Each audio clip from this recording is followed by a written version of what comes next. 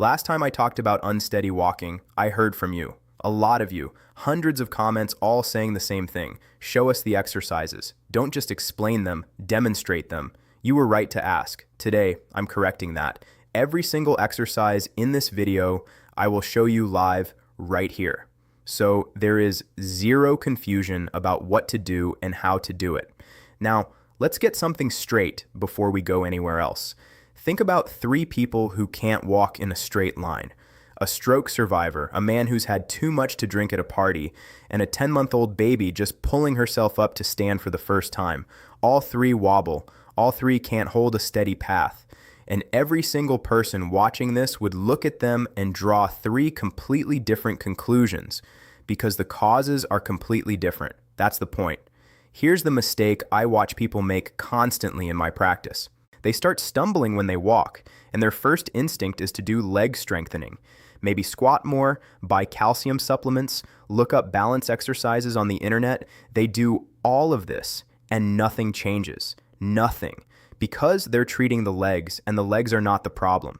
If you wobble when you walk, if you drift sideways crossing a flat parking lot, if you lose your footing on perfectly level ground, that is not a leg problem. That is a brain problem, specifically a blood supply problem in a part of the brain called the cerebellum.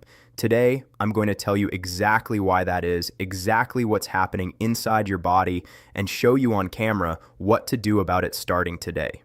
We're 20,000 subscribers away from 200,000 on this channel. If you've ever watched a video of mine and thought, this actually helped me, subscribe right now and hit like. I'll be honest with you. The medical industry doesn't profit from you getting better. It profits from you coming back. This channel exists to change that math. Let's start from the foundation. Why is stumbling not a leg problem? Here's a thought experiment I walk patients through. Take a perfectly healthy person and ask them to stand on one leg. They stand there, one foot on the floor, the other in the air, and they are completely stable. Minimal support, perfect balance. Now take someone with a coordination problem. They walk down a wide, clear hallway. Both legs working, muscles fine, joints fine, and they veer off to the side. What's the difference? The legs in both cases are fine. The difference is who's running the show. Your muscles and bones are mechanical hardware. Incredible hardware, honestly. Millions of years of evolutionary engineering. But hardware doesn't know what to do by itself. It needs a command center. That command center is the brain, and specifically a structure called the cerebellum. The cerebellum is your balance computer. Every fraction of a second, it's pulling in data from your muscles, your joints, your inner ear, your eyes, and it's issuing micro corrections that keep you upright and moving in a straight line. When the cerebellum runs perfectly, you walk without thinking. When it starts running on reduced power, you stumble. That's the whole mechanism. Here's something about walking that most people have never consciously thought about. Walking is controlled falling. That is not a figure of speech. It is a literal biomechanical description of what happens. Every time you take a step, you lean forward, your center of mass moves beyond your base of support, meaning for a split second, you are falling. And at that exact moment, your leg automatically swings forward to catch you. Every step. Controlled falling caught by a leg, and the cerebellum is the one running that timing. Get the timing wrong by a fraction, and you stumble. This is why a toddler falls so much when she's learning to walk. It's not weak legs, it's an untrained cerebellum. Over months, the cerebellum builds the program. The patterns become automatic, and she walks without falling. But here's what happens decades later. When we get older, coordination problems can return. And this time, it's not about learning, it's about blood supply. The regions of the brain that control movement, including the cerebellum, start getting less oxygen. And a brain region running on reduced oxygen simply performs worse. The brain is an organ, same as your heart, your liver, your kidneys. It needs good blood flow to work. Here's a number that always gets patients' attention. The brain accounts for about 2% of your body weight, but it uses roughly 20% of all the oxygen you breathe. 20%. It is extraordinarily sensitive to any reduction in blood flow. Cut it even slightly, chronically over years, and you feel it. And here's what I've noticed in clinical practice. Patients who come in with unsteady walking almost always have other symptoms too. Symptoms they've never connected to each other. The first is short-term memory problems. You walk into a room, and within seconds, you genuinely cannot remember why you went in there. You start a sentence and lose the thought halfway through. But 30 years ago, crystal clear. This is a pattern. Short-term memory requires active energy delivery right now. It's the first thing to degrade when blood flow dips. The second is mental fatigue. Work that used to feel manageable now feels like lifting something twice as heavy. By mid-afternoon, your brain feels like a phone battery in the cold. It's there, but it's running down. The third is brain fog. My patients describe it as thinking through wet cotton. Everything is just slightly slower, slightly harder to grab onto. If you recognized yourself in any of those, stop and take that seriously, not as a reason to panic, as a reason to act. This is not inevitable. It is fixable. Now, let me tell you about the cerebellum specifically because most people have no idea what it actually is. It sits at the back of your skull at the base. In terms of volume, it's about 10% of your total brain. But in terms of neurons, nerve cells, it contains more than half of all the neurons in your entire central nervous system. More than 50% of your brain's processing units in 10% of the volume. The cerebellum is extraordinarily dense computing power, and when its blood supply is compromised, you feel it immediately. I had a patient a few years back, a woman named Carol, mid-40s, came in for what she described as just clumsiness. She'd been bumping into door frames, dropping things, drifting slightly when she walked. Her GP had told her she was probably just tired and exercise more. She did. Nothing changed. When I took a full history, she also mentioned she'd been forgetting words mid-sentence for about a year, and that she was exhausted by 2 o'clock in the afternoon despite sleeping 8 hours. She'd connected none of these. I connected all of them. The pathway from the neck to the cerebellum was being compressed, and her cerebellum was working at maybe 60%. We addressed the mechanical restriction in her neck over several weeks, added the coordination exercises I'm about to show you, and within a month, her family was commenting on the change. She was walking straight. The word finding improved. The afternoon crash faded. That is what restoring blood flow to the cerebellum looks like in a real person. So, why the neck? Why is the neck the key here? The answer is pure anatomy. 2 arteries supply blood to the back of your brain. They're called the vertebral arteries. And here is what makes them unique. They don't run alongside the cervical spine, meaning the neck vertebrae, they run through it.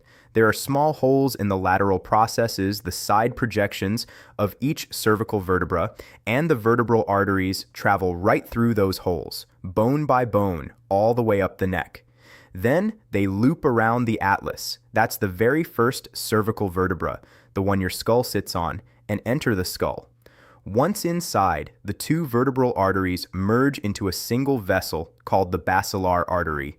And the basilar artery is what feeds the cerebellum, the brainstem, and the back portions of the brain. This entire system is called the vertebro-basilar circulation. Do you understand what that means structurally? The artery feeding your cerebellum is threaded through your bones. It passes through vertebrae. If there is tension in those vertebrae, stiffness in the joints, chronic muscle spasm, restricted mobility, that affects blood flow. The vertebra shifts slightly. A muscle stays chronically contracted. The artery gets an additional kink in it. The lumen, the inside diameter of the vessel, narrows. Not dramatically, not stroke level, but chronically, persistently, over months and years. And that slow chronic reduction is exactly what produces the symptoms I just described. Our goal is mechanical. Remove the restriction in the neck, restore the natural alignment, and the blood flow improves. The cerebellum gets better supply, coordination improves. It really is that direct. Before we get to the exercises, I want to stop on something because this is where I see people go wrong, even when they're trying to do the right thing. When someone feels tension in their neck and decides to stretch it, they typically tilt the head forward, pull the ear toward the shoulder, maybe roll the neck around. All of that movement happens at the mid-cervical spine, the 5th and 6th cervical vertebrae. That segment is already the most mobile part of the neck. It's already under the most daily load. Adding more movement there does nothing helpful, and done aggressively, it can actually cause problems. Where the restriction actually lives is somewhere else entirely. The first problem zone is the cervicothoracic junction, the 6th and 7th cervical vertebrae, and the 1st and 2nd thoracic vertebrae at the base of the neck. This is where chronic restrictions actually build. This is where that bump at the base of the neck comes from, the one people often call a dowager's hump. That is not fat. That is a chronic mechanical block in the muscles, ligaments, and joint capsules of that transition zone, and it directly affects vertebral artery flow. The second problem zone is the upper cervical spine, the 1st and 2nd cervical vertebrae right at the top. This is where the vertebral arteries make their final bend before entering the skull. Restriction here affects flow at the last possible point before the blood reaches the cerebellum. 2 exercise blocks today. Block 1, release the neck, specifically those blocked zones. Block 2, train the cerebellum directly. Exercise 1, mobilization of the cervicothoracic junction. First, find the 7th cervical vertebra. This is easy. Drop your chin slightly toward your chest and run a finger down the back of your neck to the base. You'll feel one spinous process. That's the bony knob on the back of each vertebra that sticks out noticeably more than the others. That's C7. In anatomy, it's literally called vertebra prominence, the prominent vertebra. I'm going to show you exactly where that is. Here's the principle of this exercise. When you turn your head to one side, the cervical vertebrae rotate with it, but the lower ones, C6, C7, T1, participate in that rotation far less than the ones above. Their ligaments are tighter. They lag behind. Our job is to assist them, specifically to place a fingertip on the spinous process and help it rotate in the same direction the head is already going. Not force it, assist it. Place the pad of your finger on the side of the spinous process of C7. Begin turning your head, let's say to the right. As you turn, apply gentle pressure with your finger to the right, nudging the spinous process in the same direction. Soft pressure. These ligaments between vertebrae are elastic structures. They have give like a firm rubber band. You are looking to feel a slight elastic resistance under your finger. That's the end point. Don't push through it. That light tension is exactly what you want. When you return your head to center, do not release the finger pressure immediately. Keep the vertebra held for a moment as the head comes back. This creates an additional stretch on the joint capsule between the processes. That stretch is where the therapeutic effect lives. One more important detail.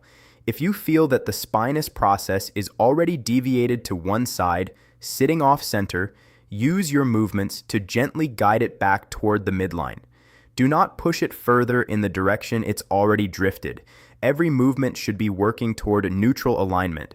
After C7, move to T1, just below. Same technique. Then T2. It participates even less in rotation, so work even more gently. I'm going to walk through the entire sequence right now so you can see exactly what this looks like. This junction accounts for only about 5 to 10% of the total range of motion in the neck, a small percentage, but disproportionate importance. When this zone moves freely, everything above it feels better, and this junction connects directly to the shoulder girdle, so as a bonus, freeing this area also improves shoulder mobility. Exercise 2, cervical muscle stretch. A chronically contracted neck muscle presses on surrounding structures, including the vertebral arteries. Gentle, correct stretching of these muscles is direct therapy, not a comfort measure. Place one hand flat on your collarbone, the clavicle, on one side and press it down. Now slowly, and without any jerking motion, tilt your head to the opposite side and lift your chin slightly upward. You will feel a stretch along the front and side of your neck. That's the sternocleidomastoid, a long name for a very significant muscle that runs from just behind the ear all the way down to the collarbone and the breastbone. When it stays chronically tight, it pulls the head forward and compresses the structures of the neck. Hold this stretch at the level of comfortable tension, not pain, not sharp sensation, just a clean pull. Breathe normally, then slowly return. Change your angle slightly, more to the rear this time, to reach the posterior lateral portion of the neck. Then switch sides. No ear to shoulder drops. That loads the already overloaded mid-cervical segments. I'm going to demonstrate the full sequence. Finish with self-massage. Reach both hands around the back of your neck, place your fingertips on either side of the vertebral column, and work the muscle bands on both sides with firm but gentle kneading pressure. Safe, effective, and it completes the release. When you work on your neck, keep one thing in your mind. This is not just a mechanical joint. The neck is the corridor through which all communication travels between your brain and your body. Every blood vessel, every nerve pathway passes through here. Freeing the neck improves cerebral blood flow, which means sharper memory, clearer thinking, better mood, improved circulation to the scalp and the hair follicles, better skin perfusion in the face. One structure, cascading benefits. Now block 2, we've improved the blood supply to the cerebellum. Now we need to actually train it. The cerebellum responds to training exactly the way a muscle responds to training. Given a task that challenges it, and it adapts. It increases its own metabolic activity, strengthens existing neural connections, and builds new ones. This process is called neuroplasticity, the brain's ability to reorganize itself in response to demand. The cerebellum has enormous neuroplastic capacity. When you give it consistent, appropriate challenge, it responds fast. Exercise 1, pelvic rotation with limb coordination. Stand with your feet shoulder width apart. Begin rotating your hips in a slow, smooth circle. I'll show you. As you rotate, notice what your legs want to do. A rotating pelvis naturally initiates a stepping pattern. One leg will want to step forward and sweep outward in rhythm with the movement. Let it. Add that circular stepping motion in sync with the hip rotation. That's 2 movements running simultaneously. Now add your arms. Begin making alternating drumming motions with your hands right and left, in their own rhythm, independent of the legs and hips. 3 simultaneous movement patterns, each in its own rhythm, none synchronized to the others. Let me show you the full combination. This is a serious cerebellar workout. The first few times you do it, the movements will collide. You'll lose the rhythm of one while trying to maintain the others. That is exactly what's supposed to happen. That awkwardness is the cerebellum working at the edge of its current capacity. That's the training zone. Each day you do this, it gets fractionally smoother. When it eventually feels effortless, and it will, that means new neural pathways have been built. You've upgraded the hardware. Exercise 2, spotting turns. You may have seen this in ballet or figure skating without knowing what it was called. Professional dancers can spin for dozens of rotations and walk off the stage without stumbling. They are not built differently from you. They were trained differently.